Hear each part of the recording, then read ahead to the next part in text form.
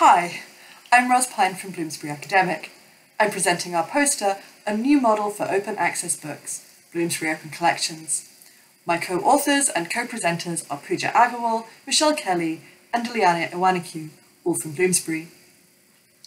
Bloomsbury Open Collections is a collective action open access model for scholarly books. Through this model, we're aiming to make open access publication available to a wider range of monograph authors by removing the need for author-side open access publication fees, and instead to spread the cost of open access publication across multiple organisations. We're also providing additional benefits for participating libraries. Our hope is to engage a more diverse set of authors, bringing their work to a wider global audience. So how does it work? In our pilot year, we're aiming to secure funding from libraries for 20 Bloomsbury titles in African Studies and International Development to be made open access immediately on publication. Essentially, we're asking libraries who would usually purchase our books to instead put their funds towards making them available open access. And participating libraries will also receive 12 months access to about 200 titles in related subjects in our backlist as a benefit for their own researchers. In the event that we don't secure enough funding to make all 20 titles OA, participating libraries will also receive permanent access to any frontlist titles that don't go OA. We've aimed to keep the pricing pretty simple and transparent. We have a 3-tier price structure for participating libraries, which is based on FTE, and our target funding amount is equivalent to 20 times our standard BPC, which is set at $10,000 per title. Once we achieve our funding target, we'll stop accepting participants and funds for the pilot, so libraries can be confident that the total spend is capped and they know upfront how much the fee is. In order to develop this programme and model, we created an internal working group with senior representatives across our academic, digital and OA teams. Some of the key decisions made by this group were, firstly, to aim to convert a collection of books rather than going title by title. We chose that in order to promote a collective action approach and ultimately to support a faster transition to OA than we could by focusing on individual titles.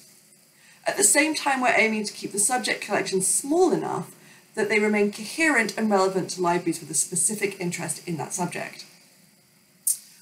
Another decision we made was that we would offer the private benefit of backlist access only for the year of participation, with the idea that participating libraries would then be incentivized to continue contributing to open collections in future years. Our hope is to then offer a second open access collection in African Studies with the same backlist access as a benefit for those who continue to contribute in the second year. As part of our planning, we also held focus groups with librarians and consulted with consortia and with our authors. As a result of that preliminary engagement with our librarian customers, we committed to making 10 titles open access as soon as we'd achieved 50% of the funding target, to increase the chance that at least some titles would be made open access. And we also agreed that participating libraries would be consulted about subjects that we offer for future open collections, should we be able to move out of the pilot stage. When we were devising this model, the principles of equity and inclusion were really central to our thinking. And our aim here was to develop a model that didn't involve an author-side fee and thus would make open access an option for a much wider range of authors.